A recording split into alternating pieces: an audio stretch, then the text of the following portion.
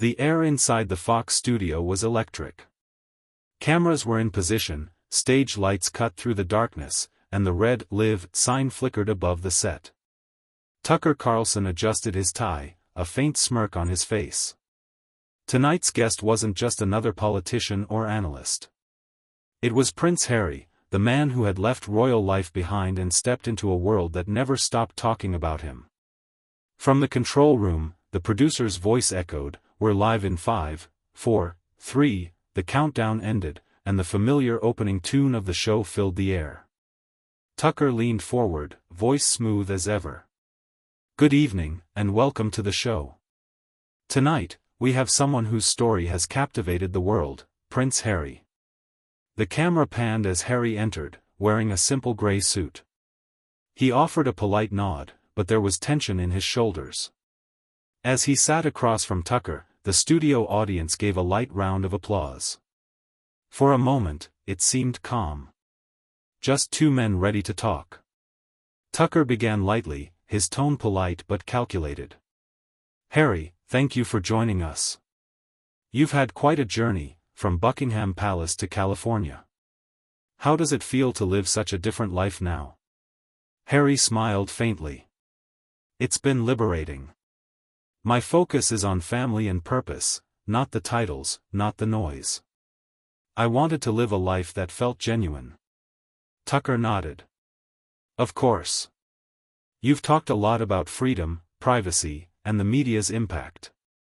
But you've also done dozens of interviews, written a book, and signed multiple media deals. Some might say you've become part of the same machine you once criticized. What would you say to that?" The audience murmured slightly. Harry paused, keeping his voice calm. "There's a difference between sharing your story and exploiting others. My goal has always been awareness, especially around mental health." Tucker's smirk widened a little. "Fair enough. But awareness can look a lot like publicity. You've been on Oprah, Netflix, podcasts, now here. Doesn't that contradict your message of privacy?" Harry leaned forward, his jaw tightening. "I never asked for privacy. I asked for respect. There's a difference." Tucker raised an eyebrow. "Respect is earned, isn't it? And when someone repeatedly criticizes their family on global television, doesn't that cross a line?" Harry's voice grew firm. "I didn't criticize them. I told my truth. If that makes people uncomfortable, maybe they should look at why." The air shifted. The control room fell silent. Tucker had struck the first spark. "Truth, huh?" he said, his tone cooler now. "Let's talk about truth. You've called the press toxic, yet you sit here using the very platforms you claim destroyed your peace. Isn't that hypocrisy?" Harry's eyes flashed. "You know what's hypocrisy, Tucker? Talking about freedom and integrity while spreading outrage for ratings." A gasp rippled through the audience. Tucker's smile didn't falter, but his tone sharpened. "I give people facts, Harry. You give them feelings." Harry shot back, "You give them fear." The room froze. For a moment, neither man spoke. The cameras caught every twitch of muscle, every flicker in their eyes. Tucker leaned back slightly, chuckling under his breath. "Well, that's rich, coming from a royal who ran away to Hollywood to make documentaries about himself." Harry's composure cracked. "You can mock me all you want, but I've done more for mental health awareness than most broadcasters combined." Tucker interjected quickly, "Because you're paid millions to talk about it?" Harry slammed back, "Because people are dying in silence." The studio audience erupted, half gasps, half applause. The energy shifted from discussion to confrontation. Cameras zoomed closer. Tucker straightened his papers with deliberate calm. "You're emotional, Harry. That's fine. But this isn't therapy, this is journalism." Harry shook his head, visibly frustrated. "This isn't journalism, Tucker. It's entertainment disguised as honesty." A stunned silence followed. Tucker glanced toward the camera, the corners of his mouth turning up. "Well, folks, we've found the prince's breaking point." The audience laughed nervously. Harry's expression darkened. He looked off camera for a moment, then back at Tucker. "You're proving exactly why I left that world, why I walked away from everything." Tucker's eyes narrowed. "You didn't walk away, Harry. You cashed out. There's a difference." That hit like a punch. Harry's lips tightened, the veins in his neck visible under the lights. "You have no idea what I've been through." Tucker replied smoothly, "You're right, I don't. But you seem to think the world owes you sympathy because of it. Maybe people are just tired of hearing you complain." The producer whispered into Tucker's earpiece, "Ease up, he's about to snap." But Tucker didn't. He knew this was the moment. Harry exhaled sharply. "I came here thinking maybe this show could have a real conversation. But I see it's just another stage." He unclipped his mic. "We're done." The audience gasped. Tucker's eyes followed him as Harry stood up. "You're walking away again?" Tucker said calmly. "Seems to be a habit." Harry stopped halfway to the exit, turned around, and stared at him. "At least I walk away from hate." He left the set.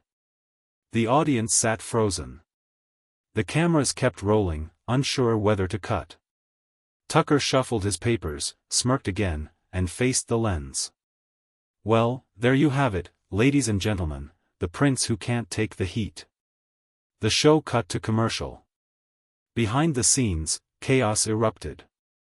Producers scrambled to control the fallout. Harry's team demanded the segment be pulled, Tucker's crew refused.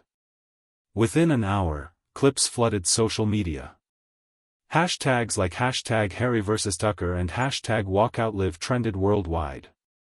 On Twitter, fans defended Harry, he stood his ground. While critics mocked him, Prince of Pity runs again. The next morning, every major outlet covered it. Fox replayed the clip with dramatic music. CNN called it a meltdown. British tabloids printed side-by-side photos, Harry storming off and Tucker smiling victoriously. In California, Harry stayed silent. He spent the evening with Meghan, the lights in their Montecito home dim, his phone buzzing endlessly. "You did fine," Meghan said softly, placing her hand on his. "You told your truth." Harry nodded but didn't answer. Somewhere deep down, he knew Tucker had gotten what he wanted, a headline, a viral moment, and another notch in the never-ending media war.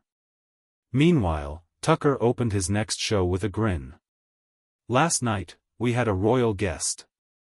Unfortunately, he couldn't handle a little American honesty." The audience laughed. But that's okay.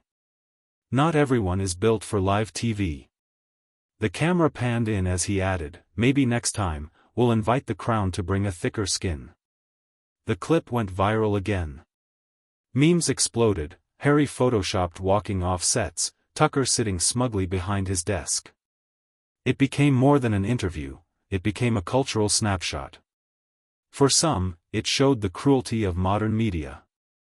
For others, it was poetic justice, a prince facing tough questions at last. A week later, Harry broke his silence in a calm online video. "People can twist, mock, and ridicule," he said, "but I'll keep speaking for those who can't. Not for clicks. For change." The message was quiet, sincere, and yet, the noise around it drowned the meaning. Still, behind all the spin, something had changed. The world saw a man stripped of formality, facing the full weight of American talk show combat, and walking away, again, not in defeat, but in defiance. The cameras had captured humiliation, perhaps, but also humanity. That night, long after the chaos faded, the Fox studio stood empty. The same lights that had glared down on the argument now flickered faintly in silence. Tucker's coffee cup sat forgotten on the desk, half full, the air heavy with the echo of everything unsaid. And outside, the city hummed, uncaring, unstoppable, as luxury cars rolled down